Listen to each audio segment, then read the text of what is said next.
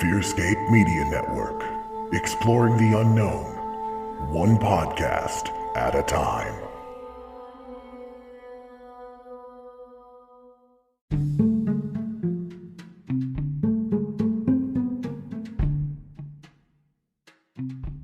Hi, friends. This is Kelly with Wishful Drinking and Binge Thinking, the podcast where I get just absolutely hammered and I dole out psychological advice. That's right, I am going to be more drunk than that girl you met in the bar bathroom after your karaoke set who said, "You have such good stage presence. Oh my god." That's right, zero preparation, multiple drinks, countless profound gems. Tune in the last Monday of every month on FearScape Media Network.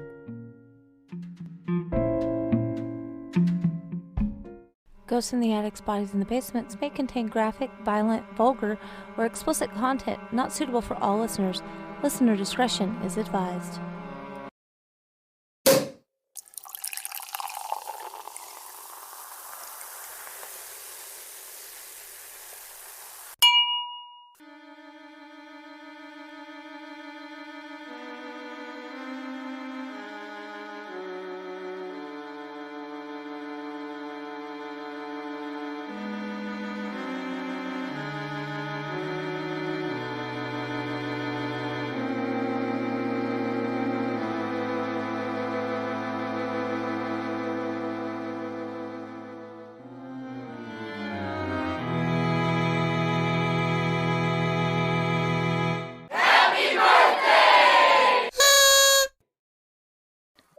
Welcome back to Ghosts in the Attic, Spies in the Basement. I'm Anna. And I'm Lindsey, and come on in for a special celebration. It's our birthday episode. Woo! We are somehow already at the 1 year mark, and we have decided to throw a birthday party bash. And so we are welcomed here today with a couple of guests. Come on in.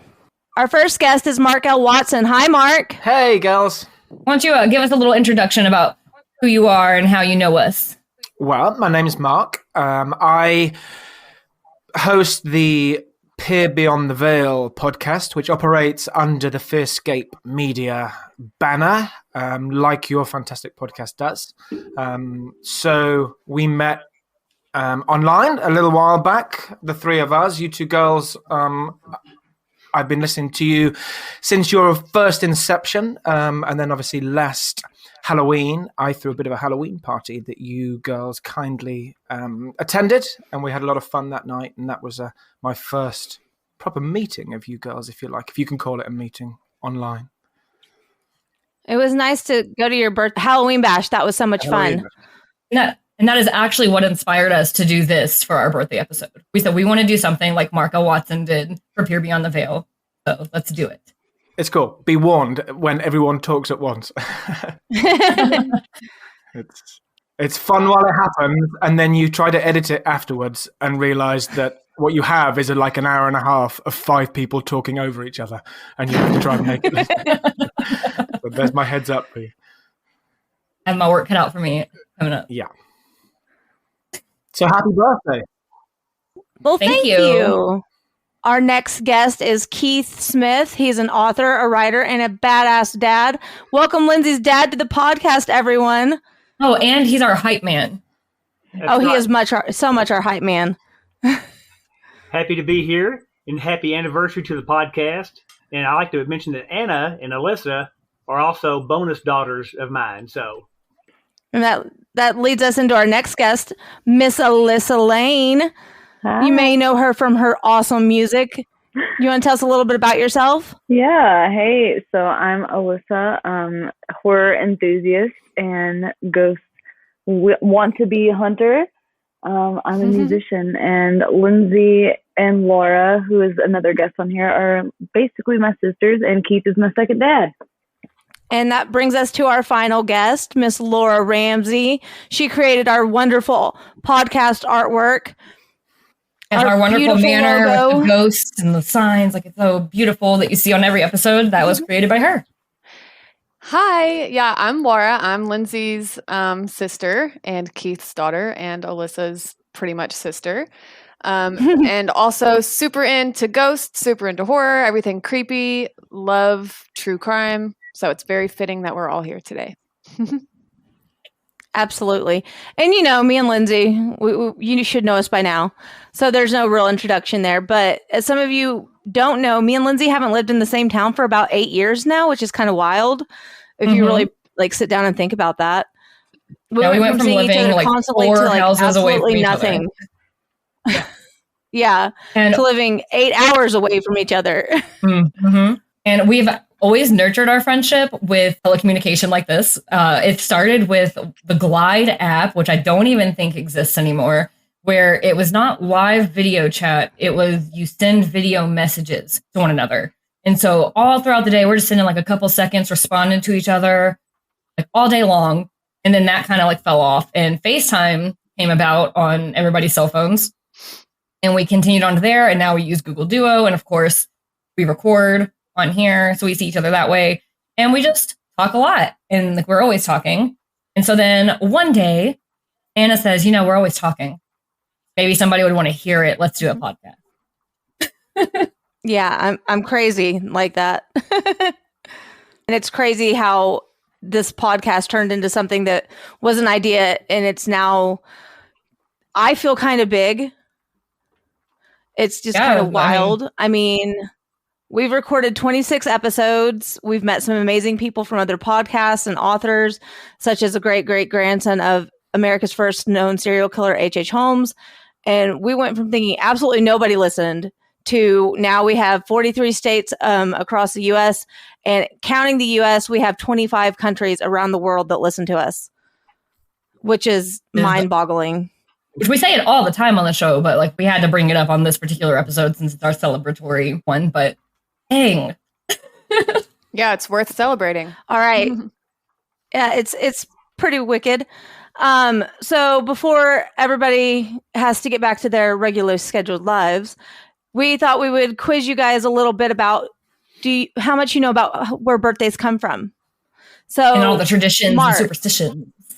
Do you know when birthdays were first celebrated? No, I have no idea. I'm hoping you can answer it. Yeah, well, according to this if you gave me longer, website, I could sit and try and maybe figure it out, but I think that would be embarrassing for everybody to watch me get something so wildly wrong. Early civilizations had no way of keeping time other than the sun and the moon. So it made things like keeping up with time difficult. So eventually they started using, the ancient people began taking note of the moon cycles and began paying attention to the change of the seasons as well. They also noticed this pattern repeated itself over and over again and began marking these changes in time. And that's what made the first calendar. And then they would mark special days on said calendar, such as births and I'm guessing weddings and things of that nature, holidays and such. Interesting. Lindsey, do you want to ask the second question? Sure. Let's go with Alyssa.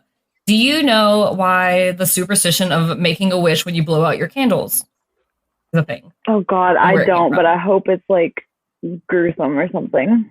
I know the one behind bless you, but the candle thing sounds pretty cool. That's one I don't know. Well, I'll tell you. That's one we don't know. Oh, I mean, I hope that this is true.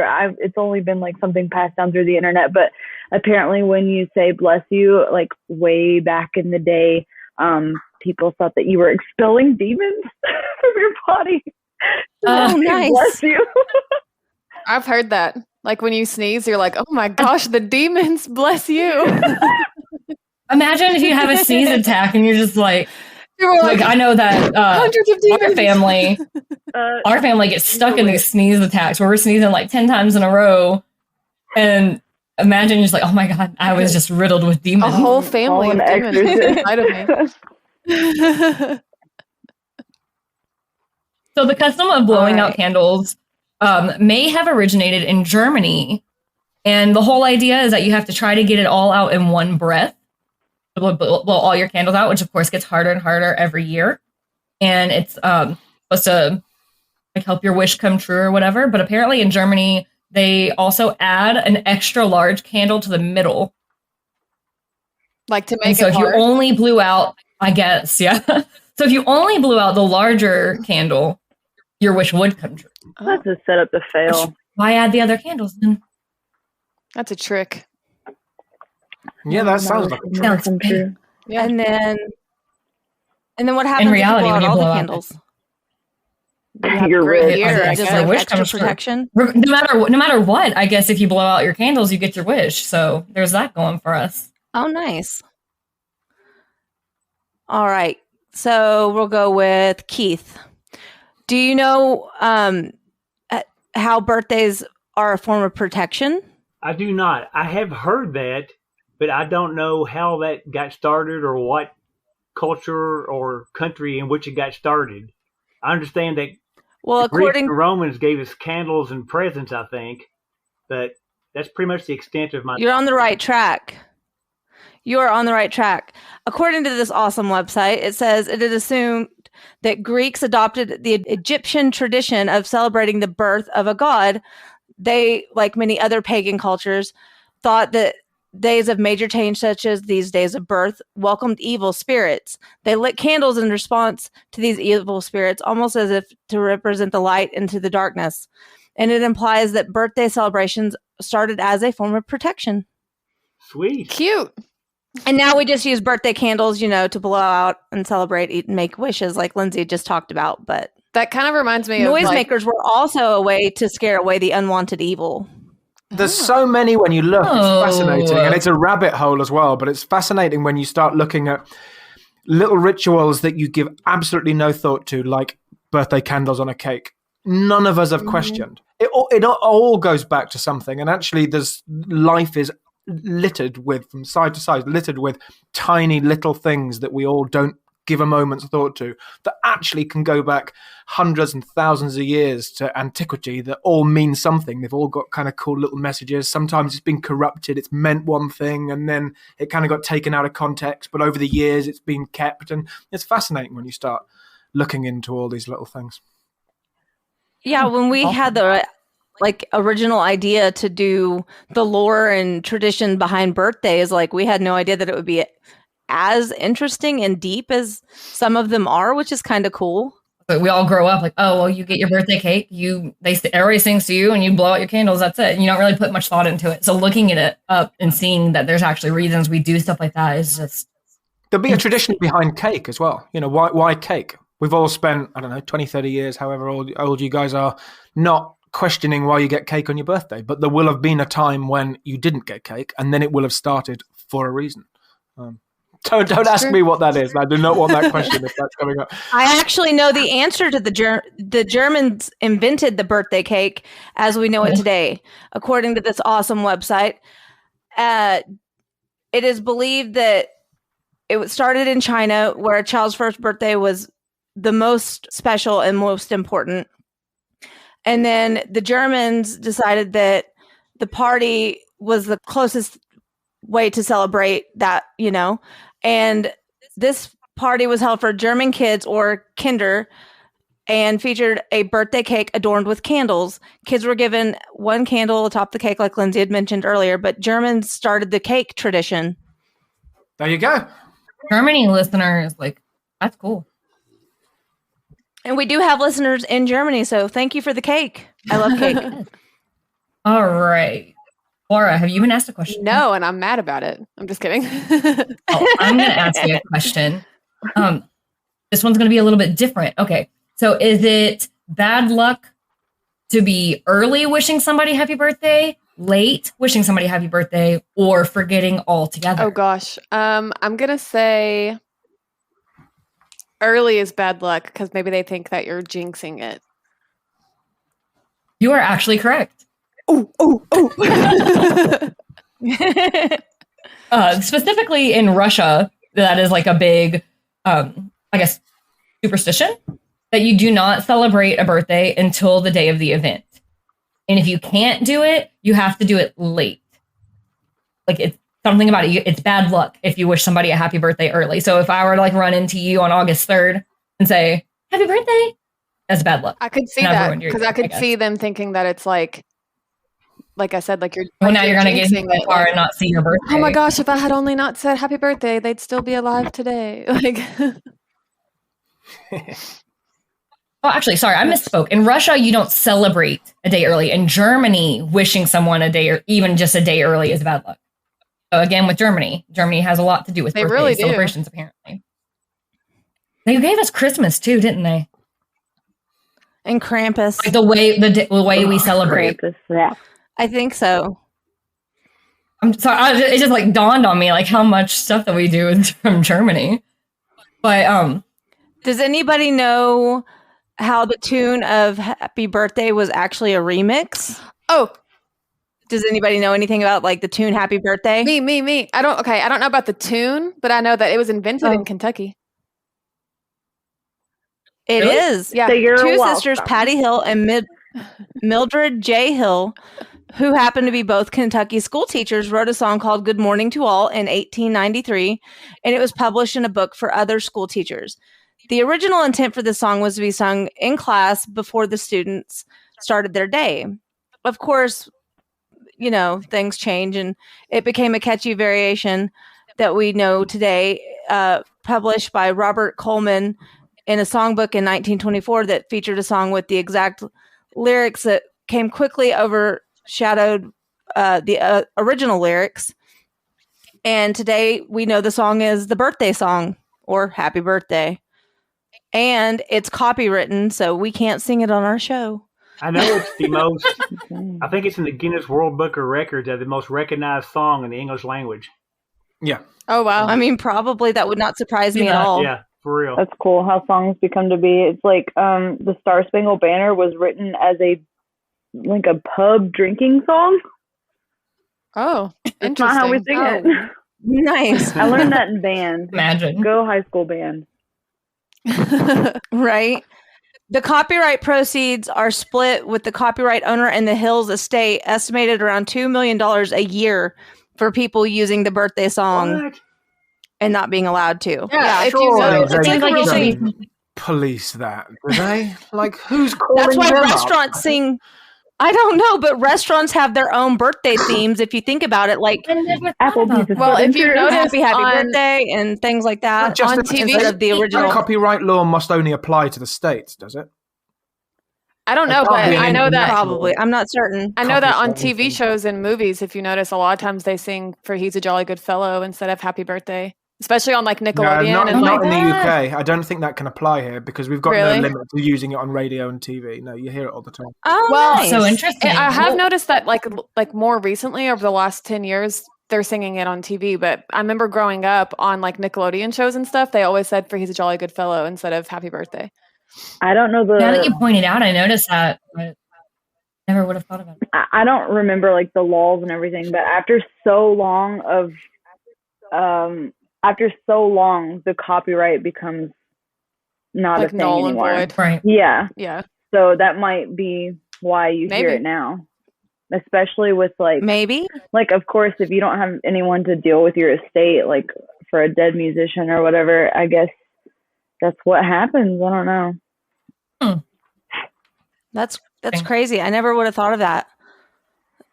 All right. Does anybody have a birthday that falls on October 5th in the crowd? I wish. Anybody amongst us today? No. Well, it is actually the most common birthday in the United States, and it makes perfect sense when you break it down because New Year's Eve is a pretty common day to party. Ah, I don't That's think funny. So I didn't know apparently that. that's another one is May 22nd is to be the most least common birthday in the United States. And what And it 9 doesn't months say why. prior to that? I was trying to think, is I that don't summertime know. or something? Like everybody's too hot to be touching each other? Right. Let's see. Lindsay, you got any Are we- more facts about? I was counting months. I know, back I'm from trying to. May. Oh.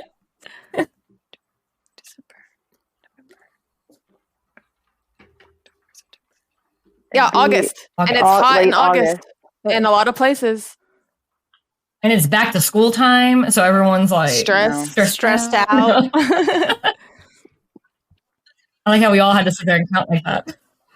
does anybody have any fun, I don't know, ghost stories or encounters they want to share with us today? Mark, do you have any spooky tales?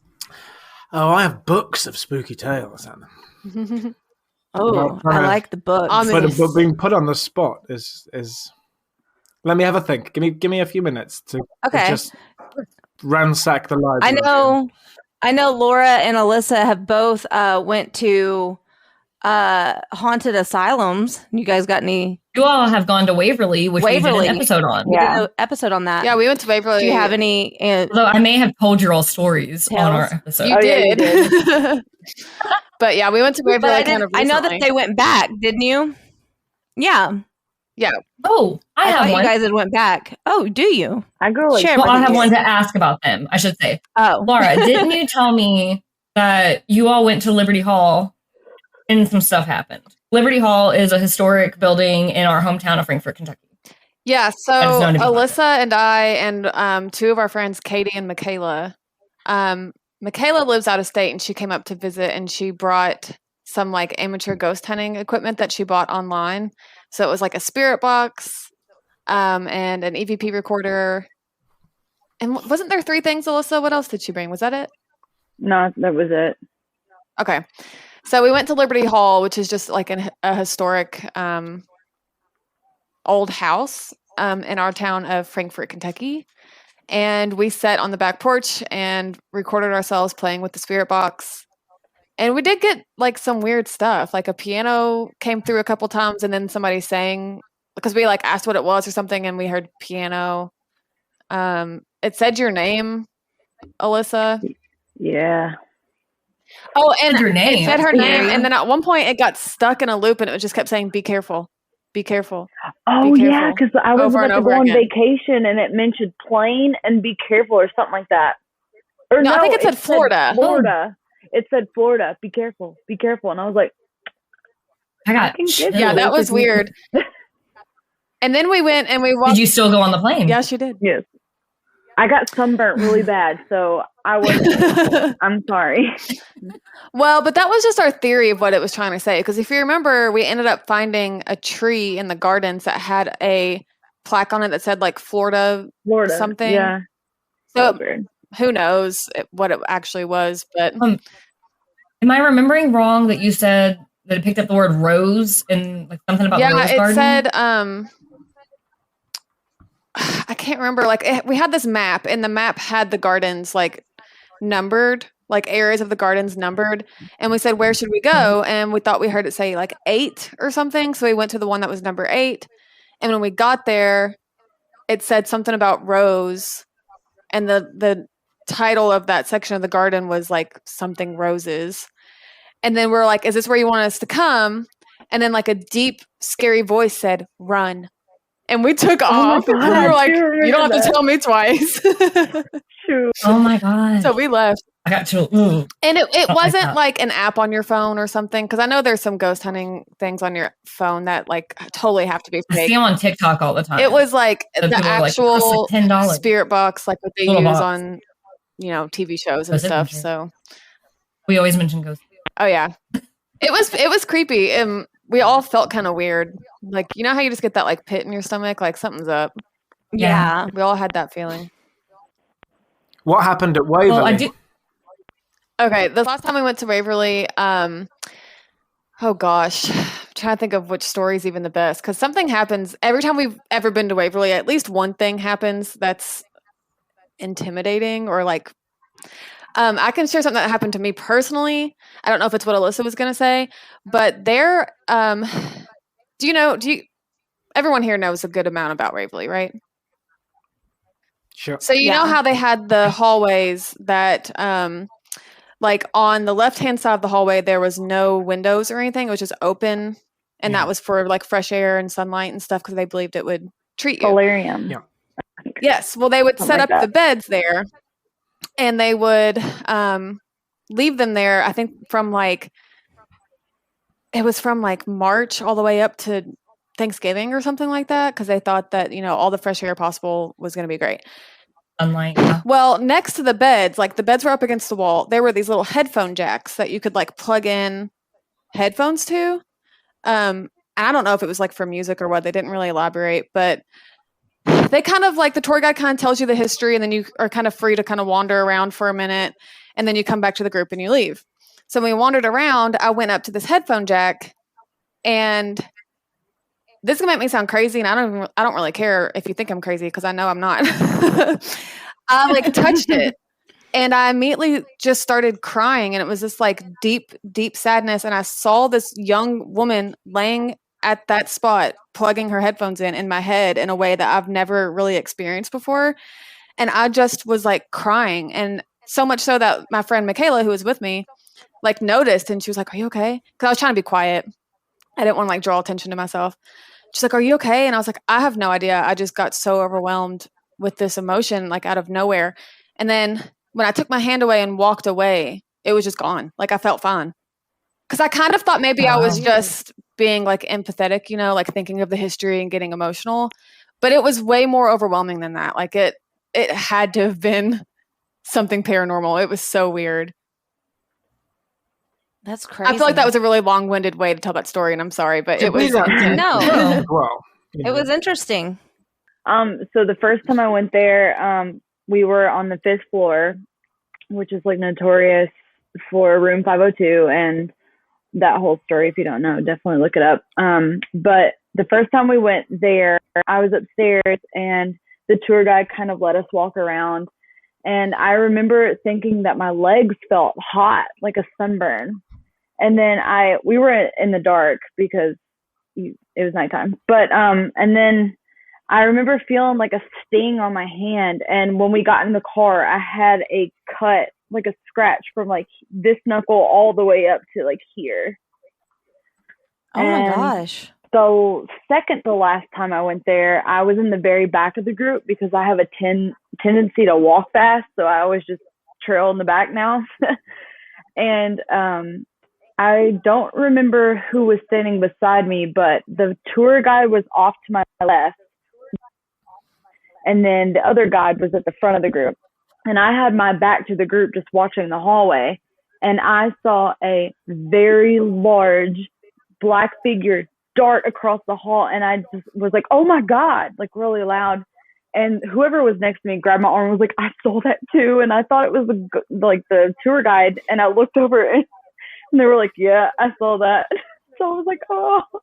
I remember that. And when that happened, I got such a freaking pit in my stomach, like right before it happened. And I turned back to look at you, and it was you and like a complete stranger that didn't even know you. And you guys both were like, "Oh my God, did you see that?" Because I always feel like it means something when it's a stranger who also sees the thing that you see.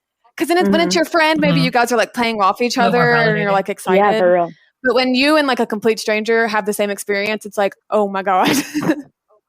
I think I've seen things, but that one was like the first like full apparition. Like I know I saw that. I know I saw a big dark figure dart across the hall. It wasn't like a trick of the eye, like no specs on my glasses. Like you can't make that up.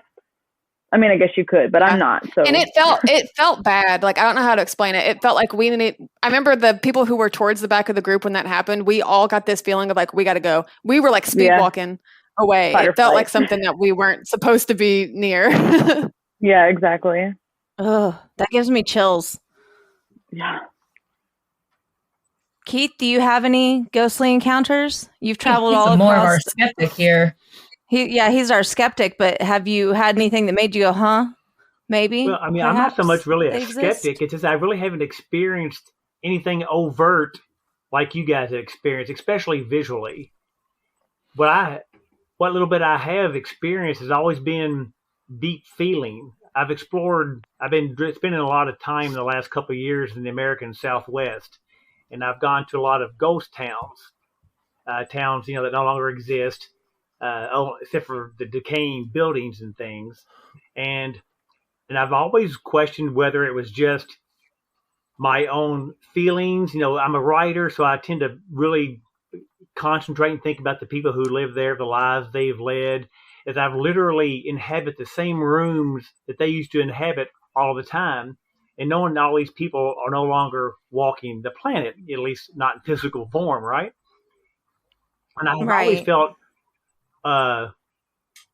like I could clearly see what their lives were like, but to a degree that I really shouldn't get, because I can only imagine so much, because I did not live those lifestyles, and I was never a cowboy, never was a rancher, and things of that nature. But so it's hard to explain beyond that, other than an underlying feeling of deep connection to the people who once lived there. If that makes sense.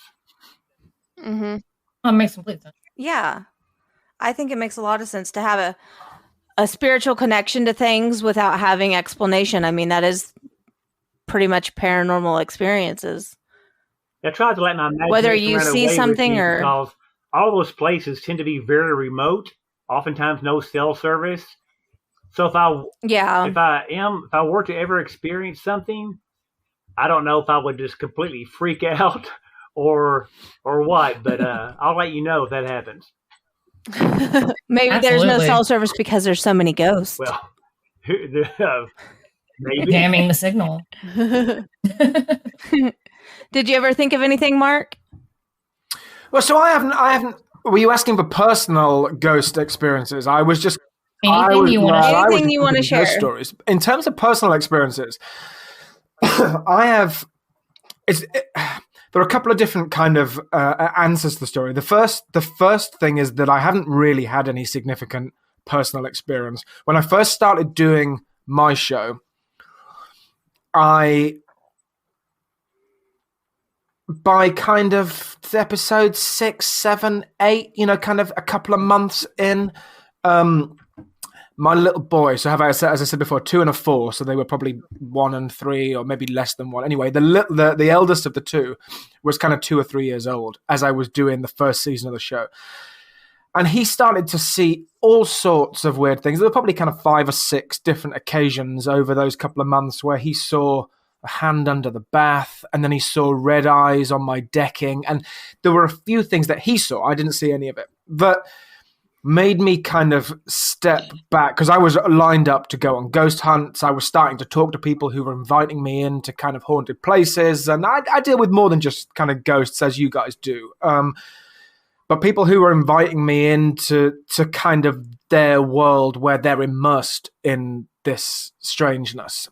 And I hadn't been immersed in it. I have a lifelong passion for it, and a lifelong interest in it, and lifelong kind of study into it, but nothing where I had stepped off the edge and gone into Waverley, for example. And as I started to put more and more of my life into it, and then all of a sudden my little boy started kind of having these weird experiences in the house. And so I cut my first season, like there and then, basically. It was supposed to... Oh, yeah. It wasn't going to be season 1. It was just going to be my show. And I ended up stopping, taking a break, and then kind of lining some stuff up and coming back in with the next season kind of some months later because of that. Right. And so I now have this kind of funny thing, which is a kind of a balance between, I'm so fascinated by it, I want to come to Waverley over and over again. I probably would be scared. I think if I saw something, I would be scared in the moment, but I certainly wouldn't have any fear or trepidation to go in there and do one of these overnight stays. And there's places in the UK, of course, with the 1,000 years of history, you can go and do these overnight stays in some seriously old, seriously haunted places that I was kind of, all lined up to do. I was thinking, well, I might do an episode from there one day. And, then I actually thought, do you know what? Whether what my kid was seeing was real, whether it was just his little imagination, which it definitely could have been, actually, I want to kind of have a slight separation between this interest of mine, these projects of mine, and my personal life, which involves my little kids. And so I've put up now this kind of little barrier between those two parts of my life. I don't want anything in my house for them, for my kids. I wouldn't be that fussed if I heard doors slamming and stuff, but I don't want my kids to be... You were all brought up in haunted houses, so I'm maybe talking to people who don't quite get this, but for me, I don't No, I want get it. my tiny little kids seeing big hands under the bath, and he was terrified. And he might not have seen anything. I know that. I know it might have just been his little imagination. He's been watching cartoons, and I get that. But he might have done. And if he did, I don't want to be responsible for that. So maybe when they're older, but I don't want to be responsible for bringing things in to my babies' homes. And so, Oh, I completely so understand. now I that. have this kind of like, I don't want to go and do the ghost tours. Well, I still really do, but I won't do it now. Yeah, that makes sense. One thing I completely understand that, not wanting to mix home and safety and sanity with the strange and unusual. I feel that. And I was going to say two things. One, it is always very important when dealing with any sort of supernatural, paranormal type stuff to have that established boundary of like, absolutely not are you going to get. So absolutely it makes sense. And two, I relate to that because I don't remember how much I went into on the Peer Beyond the Veil special, but I do deal with that where my children who are now 10 and almost 8 have said some kind of bizarre things over the years. And internally, I'm like, oh. But to them, I'm like, oh, it's just like I try to come up with some sort of like valid explanation, even if I'm like freaking out inside, because I don't want to scare them. Like, for example, the time that my almost 8-year-old told me that she woke up and there was a little boy sleeping or sitting in between her and her sister, and he was talking to some disembodied voice in the closet and was confused that she could see him. And Alyssa, by your face, I'm thinking you must have not heard that story before. But Yeah. I of course told her, I was like, well, that sounds like a really bad dream. But inside, I'm like, okay, she either had sleep paralysis or there is a freaking ghost in her bedroom. But I tried to calm her down because it's not on a young, innocent child to have to bear that weight of what if there is more. Yeah, that's it. Like, I want my kids to be open to it, and I want them to be educated as best as I can do into some of these other things. I don't want them to grow up closed-minded, and I've spoken to tons of people, all of you included, who are really open-minded to a really admirable degree. Like, I love that you guys are as open-minded and as happy to have these conversations as you are, and you are because actually you've had these experiences. So it's important to have them. I just, the kid was like 2 or 3 years old and now unable to sleep. Oh, yeah, and that's terrifying. Yeah, that was the kind of the thing. But as they get older, I want to kind of bring them in bit by bit. I'll let Ghosts in the house when he hits 10, see how he deals with it then. Yeah, you can pull my parents. Yeah, I think 10's a good age. Sorry. What, Alyssa? You could just pull what my parents did, and they tried to explain it when I was a kid. And then as I got older, I was like, wait a minute, showers don't just turn on by themselves. And they're like, oh, yeah, we don't know about that. They tried to tell me it was on a timer. I was like, you can't put a shower on a timer. Well, Alyssa, I think it's important to mention that Alyssa grew up in a funeral home. Oh, yeah. So she lived in a funeral home as a child. Oh, yeah. That's not going to help then. Yeah, so she had a lot of encounters as a young child that Bodies probably in the were out of her basement, parents' if you control will. at that point. Yeah. I'm sorry. I've got that mortician humor. Speaking of bodies in the basement, I know I came up with the name, and I gave Laura very loose dynamics for what we wanted for our podcast logo. Do you want to touch on what inspired you to draw such an epic design? Honestly, I just tried to be as literal as I could because I knew that you guys. I love how it's like a cemetery sign. Yeah. For the ghosts in the attic. I knew that you guys wanted to do the whole shtick that you're like in a manor and you like come inside. Yeah. And, which we always forget. So I just wanted to draw like an old decrepit haunted house, and then I was like, well, how can I incorporate the ghosts in the attic and the bodies in the basement? So I just took it literal. Oh, that's exactly. I love it. Imagine And so many people compliment. Yeah, so Actually, many people compliment me when I wear that shirt. Oh, cool. So actually, as you can see, I'm wearing it today. And I went on a Starbucks run because I was like, I have plenty of. I did not. So I'm sitting here like trying to not be anxious about the fact that I was going to be late to this recording session that I helped set the time for. And I'm sitting here trying not to panic. And the barista is like, what does your shirt say? I can't tell. And I was like, oh, it's Ghosts in the Attic, Bodies in the Basement. And I always felt like kind of awkward when people ask me about it because I'm not trying to be like, it's my podcast, And and so I was like, oh, it's my podcast. Like, we're about to record our birthday episode. And she's like, oh my gosh, like, what do you all talk about? And like, that kind of started that conversation. She's like, you are going to get a new follower and it's me. So shout out to that barista if you do end up following us. And, but yeah, like this shirt and this logo gets attention and it's, Well, I love it. would love to do more for you if you ever want me to. I love drawing Oh creepy yeah, stuff. don't you know tease that. me with a good time. And can we get some merch too? Can I get a shirt? Hey, hit me up at Laura May actually, Ramsey. if you're talking about GABB specifically, this design is on our merch shop. Yes. Yes, but if you want her to design something for you, we will make sure you have her contact information. Oh, I'll do it. I Absolutely. love that kind of stuff, especially when it's like the topic of like things that I'm interested in too.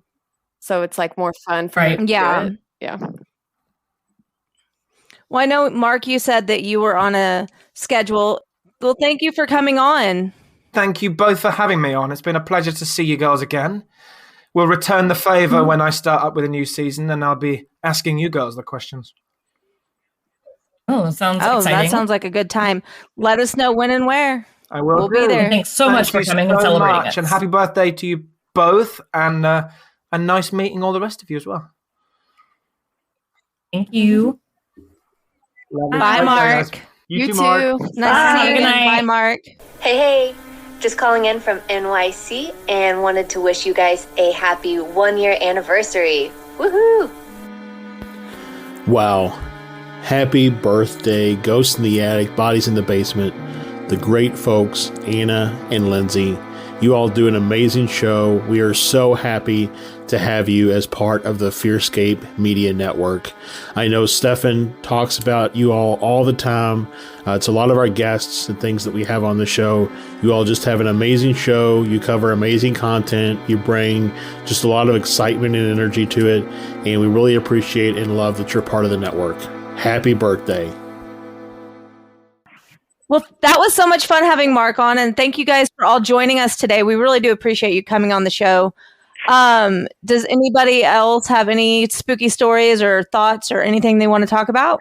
I have a question for you and Lindsey. Ooh, Before I run, I like questions.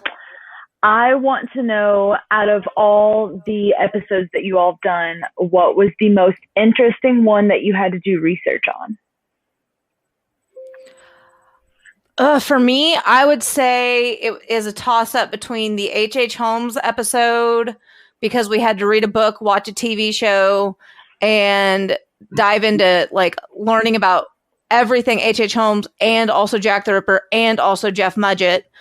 Or the last one that we did on my birthday, the last one we did on my birthday, the only one we've done on my birthday, was Ted Bundy, because, I mean, it's such a big case.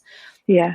And it's such an intense recording in general. Like, it was so heavy, but it was kind of fascinating to do that much research and just kind of see everything. That was the door slamming, and I have no explanation for it. Oh, no. No. The ghost wants to be on the podcast. I guess, because Katie's outside. I actually heard it slam, so we'll leave that in. I heard it too. That was weird. My heart just palpitated.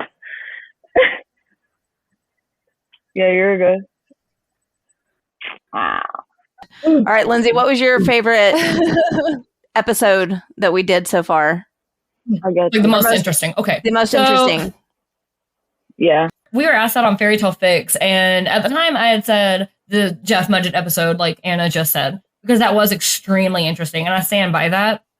But also the one that, like, I got that super excited, like, hyper-focus fixation type was when I covered Shinigamis, because that whole weekend, my kids and I, like, binge-watched Death Note, and it was just, like, a lot of fun, and it was really interesting. And then looking up like the reality of the lore of Shinigamis versus how they are in Death Note and like stuff like that, it was like super, super fun. I don't know how else to explain it. Well, that is really cool, though. I mean, You get like that hyper fixation on something that you really love. No, I you almost totally get like, that giddy feeling. about yeah, it. it's like, oh my God. It's that overabundant excitement. Yeah, I get that. Yes. Which I think is why it I feel like sticks out to Alyssa me. and I get that over Because a lot I of think things. about it a lot. 'Cause, like I have a shirt with Elle from Death Note on it, and anytime I wear it, I start thinking hardcore about that weekend. And I'm like, I just want to recapture that feeling of us binge watching that show. Also, maybe our first episode, because we also had that level of excitement for our first episode. I get that. Even though we pissed off little creatures. Yeah, the I will not say their name. We kind of angered the Fae. We think we did. We feel like Because we did. They like, keep having weird occurrences. You're not like supposed to items mess, disappearing. not supposed to mess with the Fae. All we did was talk about them, but I guess that's where we went wrong. We acknowledge they exist. Okay, so my question is, of all of the like legends and lore that you've read of, what's the scariest to you? Skinwalkers. We haven't covered it on the We show, haven't but covered them. we haven't covered it for a scared reason. too. I don't even blame you. Say the word. But then how will they know what we're talking about? You have the W word. I'm I cursed guess. now. I tried to reference them without saying it whenever we had Fairy Tale Fix on our show. And I was like, I hear it talked about on TikTok. She was like as this and pedestrians. And I was like, and they were like, I don't know what you mean at all. Is that your wait, did you guys both say the same thing? Another thing I'm scared to look up is demon stuff. yeah. Yeah, don't. Like I get so scared. Well, I wrote a whole book about demons, so that was fun. And I put things in Latin. You put in. I put things in Latin, so that was interesting. I was like, shit. Anytime I'm like reading a book or something and it's written in Latin, I skip that part because I'm like, I don't want to accidentally say anything. I always make sure that it's mine was like it would say it in Latin and then it would say it right directly before it or after it in English. So it was like explained because like who the fuck knows how to read Latin? Right. I mean, I'm sure someone smarter than me does, but I sure don't. I had to use Google Translate. Yeah, that's why I'm scared to read it because I'm like, I'm going to accidentally summon a fucking demon while I'm trying to like. No, mine's like, I'll send you straight to hell.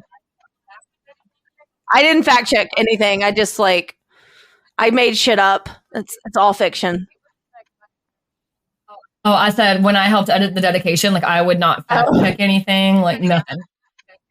But you're right. You can't be too careful. Yeah. I have a question, if you don't mind. Okay. Go for it.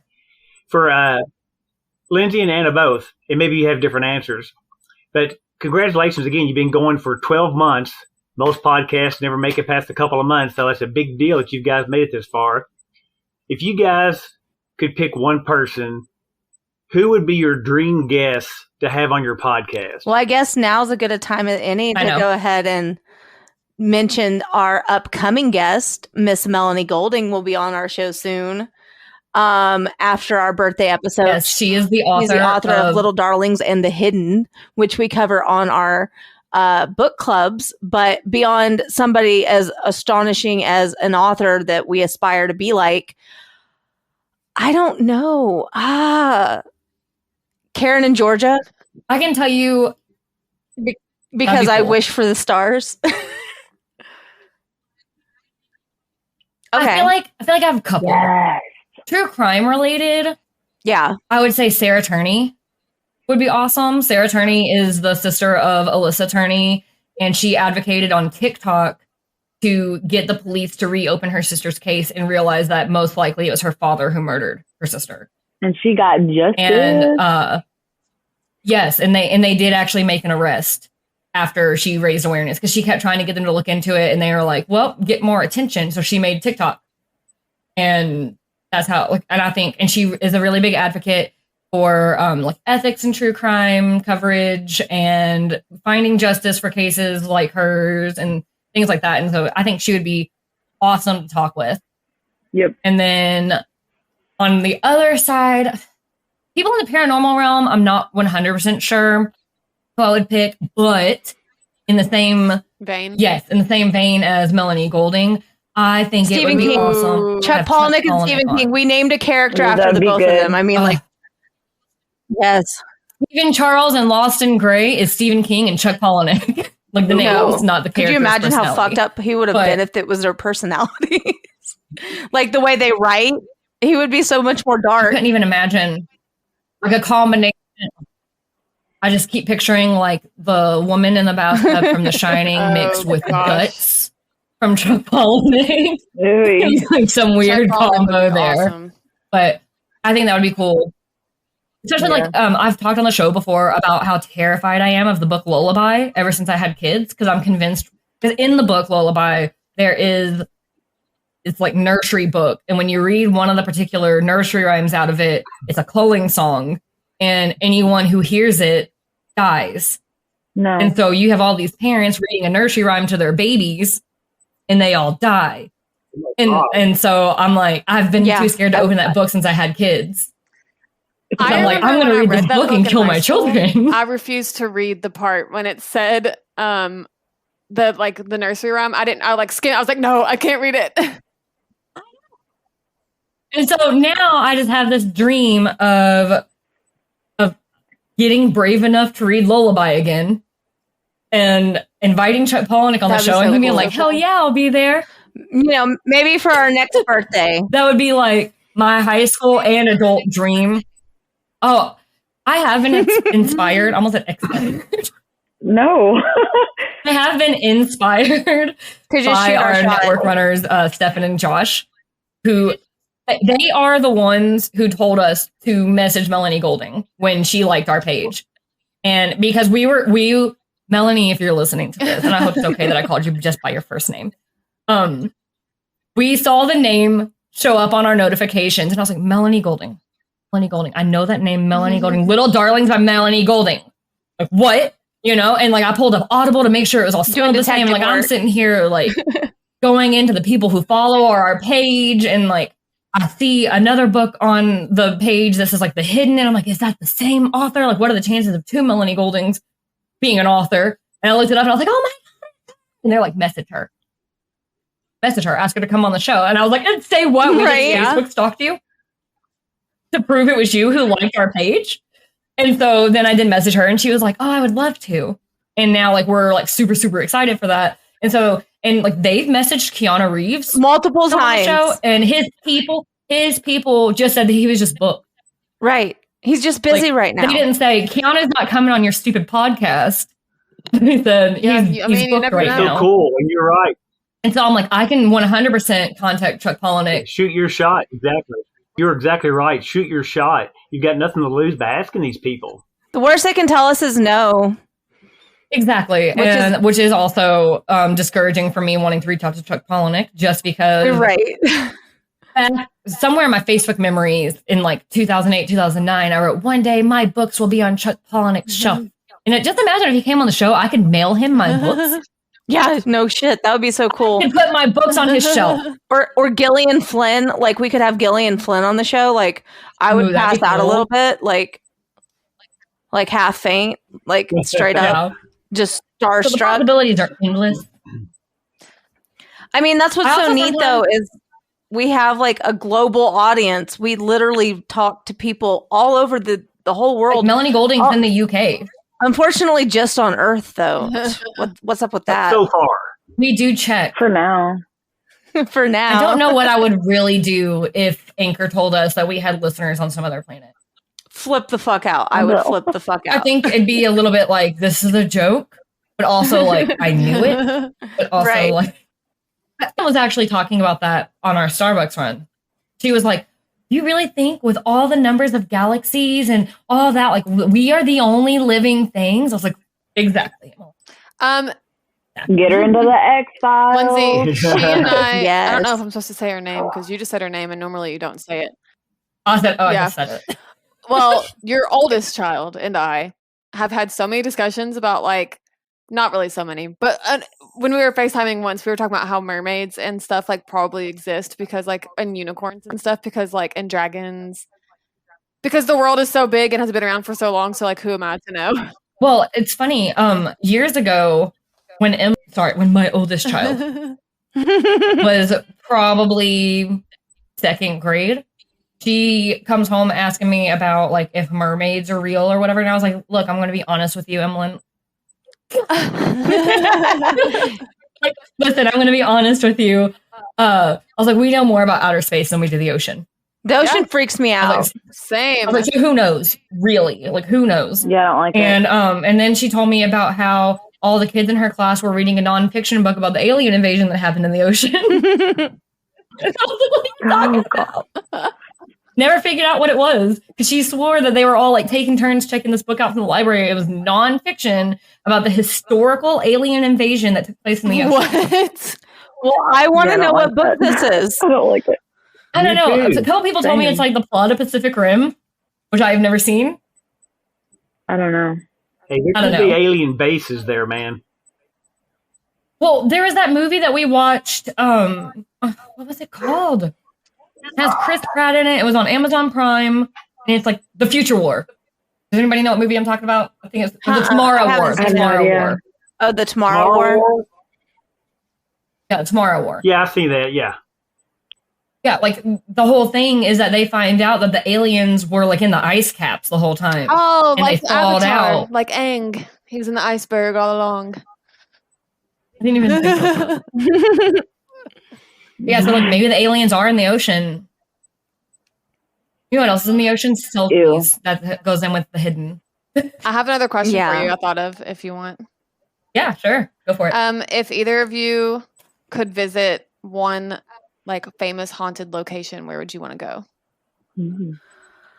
Well, we did try to go to the Stanley Hotel together, but we did never get to go because Lindsay ended up having to move down to Texas.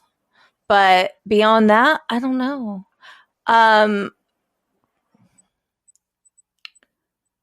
The Murder Mystery House, you know which one I'm talking about? The Winchester Mystery House? The Winchester. Yeah, the Winchester Mansion. I would like to go there. I just think it's so ornate and so different and so cool.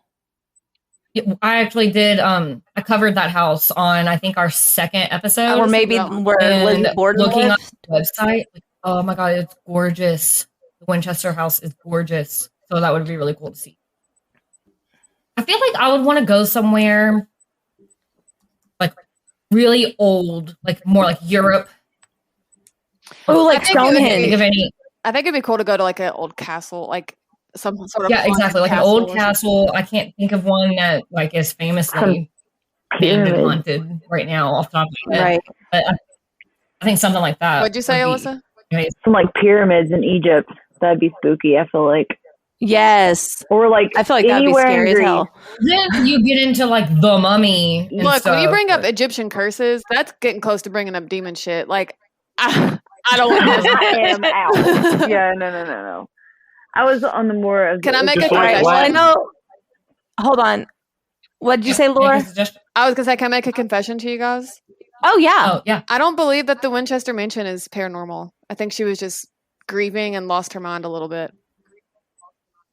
I've actually seen theories that she was just an I've seen that architect theory. playing around with designs. What did you say, Anna? But I would like to go. I've heard that theory too, and I would like to go just to see if I Mhm. feel any like spooky shit. Oh, I would love to Any see the vibes? house. Just for the mere Oh, fact yeah, that it's for such sure. a crazy house. Also, maybe where Lizzie And like I said- Borden lived. Yes. That'd be cool. Lizzie Borden's story interests me so much because like we all grow up knowing like the little rhyme about her like Lizzie having the Borden. axe or whatever. I can't think of it now. Killed now her that I'm Lizzie saying husband that. with Borden. 40 wax or something. Yeah, Something. and then to find out, like I watched an episode of what's the ghost show where it's like a man and a woman? Is it Kindred Spirits? Maybe. I think. It was one of those shows where they did like a deep dive into Lizzie Borden, where they went to the house where the murder happened, and then went to the house like after she got the house that she lived in as an adult after the trial and everything. And like it was just so interesting to hear all the like the holes in the case against her that made her guilty. Like chances are it was like her uncle or whoever it was that came and stayed with them. Right. And then it talks about like so, I don't know. It was just really interesting. So that would be really cool to go see both of her houses. That makes me think of Alyssa said she had to bounce soon. I do. Oh, sorry. Really bad.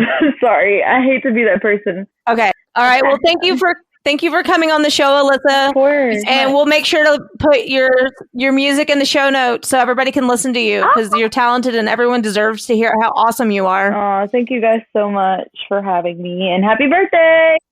Thanks so But much not for your coming. actual birthdays because I'm not wishing Thank you you. any time. Okay, bye.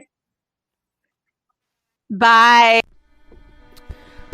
What's up, Anna and Lindsey? This is Kelly from over at Wishful Drinking and Binge Thinking. I just finished filming an episode, which means I am drunk on plum wine and ready to give you a shout out. Happy birthday, happy 1-year anniversary to Ghosts in the Attic and Bodies in the Basement. So you do true crime, you do paranormal. Check this. I was born, so like late 80s, my mom's youngest sister was murdered and they could not find the body. Yeah, messed up, I know, but here's the creepy part.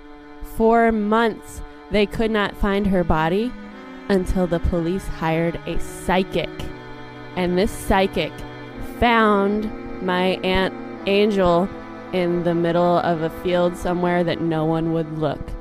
Now, my family is very logical. We got a lot of people in the medical field. We got just very logical thinking people. And I don't, like, if you ask mom's side of the family, do you believe in paranormal and stuff like that? There is hesitation there, no matter how logical they are. Because how do you explain that a psychic found my aunt's body in the middle of nowhere? That's creepy. And that was real. And that is my brush with the paranormal, I guess. So yeah, are psychics real? I don't know. But I'm not just gonna say no. Anyway, happy anniversary, happy birthday, and here's to another year of Ghosts in the Attic and Bodies in the Basement. Peace out. Happy birthday, Gab. I can't believe it's been a year already. I'm so proud of you all. So, Keith, did you have anything that you wanted to ask us? Maybe some words of wisdom to give to me and Lindsey and our listeners? I don't know. You guys seem to be doing so much that's right. By being consistent, staying with it, you're truly passionate about your topics. And I would just say continue to focus on that, not try to focus on, increasing followers. I mean, clearly you want to increase followers and your reach, but what is getting you out there, what has gotten you this far is your passion for what you're interested in. You don't just talk about these things because they're popular. You talk about them because you really are into them. You really are inquisitive. You want to know, or in the case of true crime, you want to get to the truth yourself, or at least theorize on what are the possibilities. So yeah, honestly, just continue being your authentic selves, and I think you can't lose. Well, thank you. That means a lot that, somebody sees how hard we've been working and that we actually do it because we love it, not because we want to be famous. I don't think we're famous by any means, by the way. I actually get very nervous when people, I've never been recognized as oh, you host that podcast I listen to or anything like that. But for example, I mentioned the barista at Starbucks earlier. I felt weird being oh, this is my podcast. We need to be gutsy and take ownership. Just be yeah, we have a podcast. Woo! But it's hard because I don't want to be braggy, if that makes sense. I have a podcast. I feel the same way whenever it gets brought up that I have TikTok. I'm oh my God, don't tell people I have TikTok. Speaking of TikTok, Laura has blown up on TikTok. She's TikTok famous. We talked about that before on the show. God. And I talk about Go ahead. You're more TikTok famous than we are. We don't have a TikTok for the podcast. I mean, privately. Yeah. I don't know how I do know how I have followers because I have GSPs. And it's its own community. There's a level of embarrassment almost when you're oh my God, stop. No, I get it completely. Yeah, it's one of those things I got recognized while my son was getting his hair cut at the mall because I had my Ghosts in the Attic, Bodies in the Basement shirt on. And she was oh, I love that podcast too. And I was wait, what? I'm sorry. One more time. Wait, what? Yeah. She goes, the podcast on your shirt. You do know that's a podcast, right? I was like, oh, I'm fully fucking aware. I'm Anna. She goes, no. And I was like, no, seriously, I'm Anna. Hi. She was like, oh my God, me and my sister listen to you guys all the time. I was like, holy shit, people know who I am. That's so cool. They don't know who I am by my like what like looking at me, but they know my voice, and it's just like so weird. And it's so weird to me too, because I don't know very many people in the town where I live. But like 5% of our listeners in Texas are in my town, and I'm like, who are you? Yeah, who are you? And do they know who I am? You know what I mean? Like, do they know, I've seen her in the neighborhood Facebook group before, or like the mom group or whatever. Right. And it's like, who are you? But or maybe you just wore the shirt to the grocery store and somebody decided to follow the show. Maybe all the baristas who tell me they're going to listen actually listen. Yeah, they're not lying. I can never tell if they are actually interested or if they're just trying to be nice. Right. You know what I mean? But I was going to say, in regards to, I had 2 stories in regards to both of you. One, I was going to say at the start of the show, I referenced Keith as being our hype man. And I actually just saw on my Facebook memories a couple of days ago, and I forgot to share it. It was a picture of the 3 of us, Anna, Keith, and me, on Zoom. And we said, he's our hype man. And that picture was from us testing Zoom before we were featured that night on Misters of the Dark, which is where we officially announced that Ghosts in the Attic, Bodies in the Basement was coming to FearScape Media Network. I remember that. Yeah. So that was really cool. That just happened a few days ago. We're almost, at the time of recording this, almost to the anniversary of our official announcement. And it's just like... Which is nuts. Wow. It's so cool. You know, and it's just wild to think that somehow it's already been a year, you know? But at the same time, it feels like we've always done it. Yeah. Well, because we live in each other's phone. Exactly. We now always talk and we're like, somebody might want to hear this. What I was going to say about Laura being on TikTok was, I think I said on the show before, but maybe I didn't. Maybe I said it in our private conversation. The weirdest sentence I ever said was when I was talking to my oldest child's teacher about advice that you had given, because she asked what she can use to implement with her struggles in class or whatever. I was like, my sister suggested, I was like, and she's not a doctor or anything, but she's like really big on TikTok. So she has some credentials. Yeah. Practically the same thing. Yeah. She's really big on TikTok, so like, you know, it's legit. But like, she has like people who actually listen to her on TikTok. So like, if you don't listen to her. And for the record, speaking of that oldest child and the number of followers Laura has on TikTok, when Laura first gained a following, she was not impressed. Oh, I know. She was like, how long did it take her to get that many followers? What, like a week? And like, we're like, that's so many followers. Like, what are you talking about? Well, thank you guys so much for coming on our show today. You have no idea how much it means to have had all these amazing guests, and you two stuck around till the end. It means so much. Thank you, Keith. Thank you, Laura. And until next time, you guys stay spooky. Bye. Bye. It's an honor to be here. Bye. Thanks for having me, and happy birthday.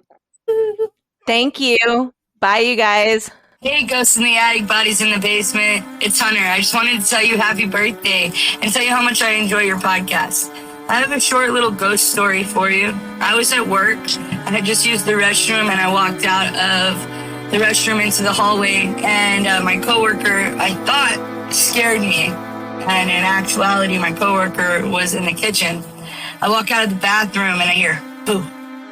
And I know that's so generic, but that's exactly what it was. Boo. Turned around real quick. I'm like, hey.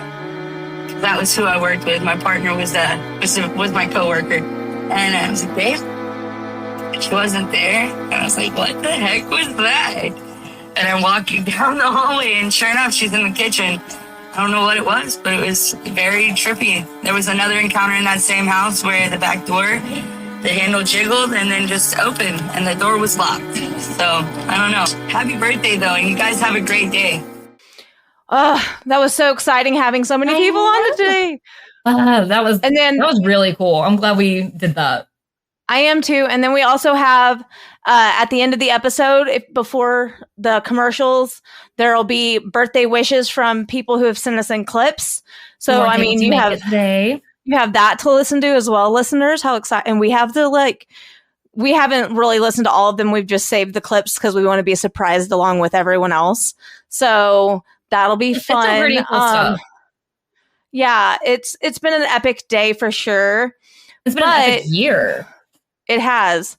All right, listeners. So we've talked briefly a couple of times about how we write books and creepy little things. But since we didn't really cover a story today, whether it be true crime or paranormal, we thought we would share our own little stories with you today as a type of little something to end on. Get into our fictional writing. We've talked about our nonfiction project back during our Suicide Awareness Month, but and in January stuff. Yeah, this is our fiction writing. So this is from my very first book, Paranormal-ish, and the story that I'm about to read is a fictionalized version of a true story. Dun, dun, dun. The story is titled Scratches. It started with the noises, just distant pops and knocks that could be written off as the house settling, still unfamiliar in a new home. But the day little Ella happily waved at the mirror and said, "Bye, ghost," Lizzie knew something more was going on. "What's that, honey?" She spoke through the chill in her spine. "I say bye, ghost." She waved at the mirror again. "A ghost, huh?" She nervously laughed as she fixed her hair. "And what does this ghost look like?"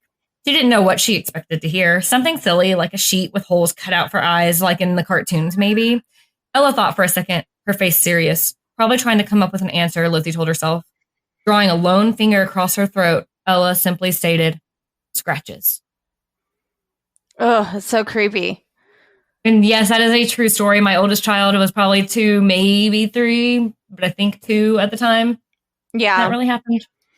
So mine is not true, thankfully, but it's inspired by night hags, which I know that we've talked a lot about people having sleep paralysis on our show, and some people see things while they're in sleep paralysis. So this is called I'll Never Sleep Alone. I do the mundane task of finishing up my day, take a sleeping pill to drown out the day. I put on my sound machine, but I do not look forward to sleep. To him, the night hag, the apparition of the night, the smell of clove cigarettes and a wheezing cough, the sound of splintered glass. And I hear him in every night, in every room, in every thought, in my mind and my soul. He sits at the end of my bed and it makes me warm and freeze all at the same time. I freeze without an answer to his whispered question. I freeze from all the shame I must hide. I pull the blankets up above my head. I come to the realization years ago, I'll never sleep alone. I see the other spirits. They flock to him like moths to a flame. He hears my thoughts. He knows my fears. I wish to die to end this pain. I hear him wherever I go, on every street, under every streetlight. I see his shadow looming. Deliver me my answers. Deliver me from pain. I cry, "Oh Lord, deliver me from this shame, this pain, this man beyond the grave." My eyes are bloodshot for sure as I try to stay awake. Pale runs the ghost in my mind, in my soul, in my home. One day, this man who hacks like shattered glass will swallow me whole. I freeze as he asks me, "Why are you all alone?" Panicked, I hide my head in shame, for I'll never, never sleep alone. And I wrote that actually like yesterday. So I love it. From 2022. So there's that little creepy little something for you. I hope you don't see night hags, but if you do, I hope they're not like that. Right. Yeah, that's so creepy.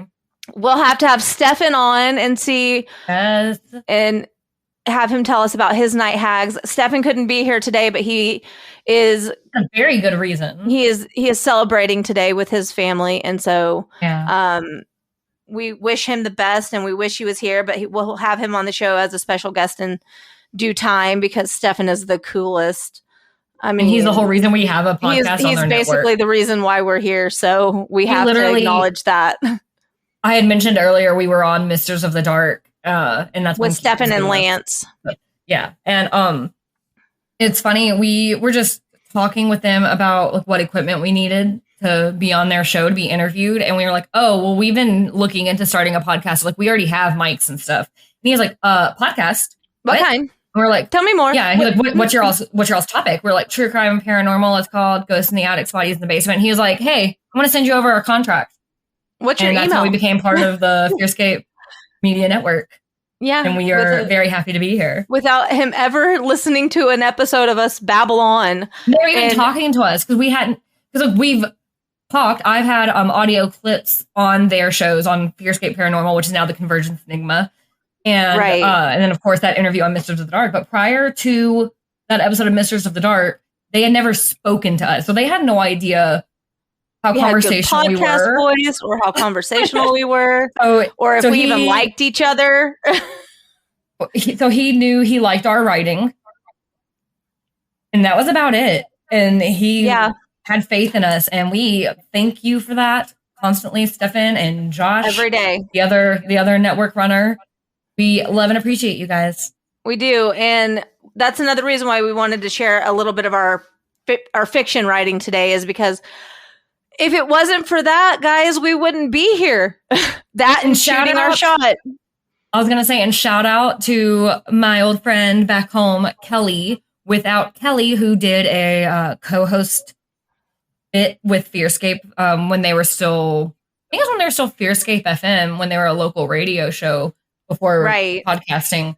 Threw my name out there, and that's what got Stefan to read my writing and ask me to send in a voice clip for their show and all that. So yeah, it's if who knew it would lead to this? Right? If it wasn't for all those little coincidences, we wouldn't be here today talking to you guys all around the world. Yeah. So if you all have a dream of some sort, just shoot your shot. Yeah. The worst I can do is tell you no, and then you go knock on another door. But with all birthday celebrations, this one must come to an end because I have grocery shopping to do. And we have a limit on how long an episode can be. Right. So I wish we could talk forever with all of our guests and more. But I know. Thank you all so much for your support. We love each and every one of you all across the world. Even though you all never talk to us, we try not to take that personally. Right. And thank you to every guest we've had on our show this year. This past year, and all the guests we have has been amazing. And all the guests we have coming up, we are so excited to have you. We're floored with how this podcast has blown up. And it inspired me to start a second podcast because I don't have enough shit to do. Let's go ahead and get another podcast going. If anybody gives a fuck, it's going to be called Books and Booze with me and my longtime friend, Marlena. We've been friends for 20 years. We're going to get tipsy and dive into books. So if you give a fuck, go check it out. It'll be out soon, coming in spring 2020. So without further ado. No, not spring 2020. Oh my God, spring 2022. Sorry. See, I've had one monster today. And you know what the problem is? It's not Red Bull. It's not Red Bull. That's where it's at. Y'all know Lindsey got her coffee. Right? All right, late to the party. Better late than never. All right. Well, until next time, listeners, stay spooky. Bye. Bye. Happy birthday, you chickies! Yay, 1 year! Happy motherfucking birthday! Woo! Love you! Mwah! Happy birthday, Mom and Lindsey. I'm proud of you. Happy birthday, GABB. Happy birthday, Ghosts in the Attic, Bodies in the Basement, from your friend and your listener, Blake. Thank you for listening to Ghosts in the Attic, Bodies in the Basement, a FearScape Media podcast. Music by Stephen Timperley. Artwork by Laura Ramsey. Find us online at fearscapemedia.com/GABB podcast, or on Instagram, Facebook, and Twitter at GABB podcast, or email us gabbpodcast@gmail.com. Thank you.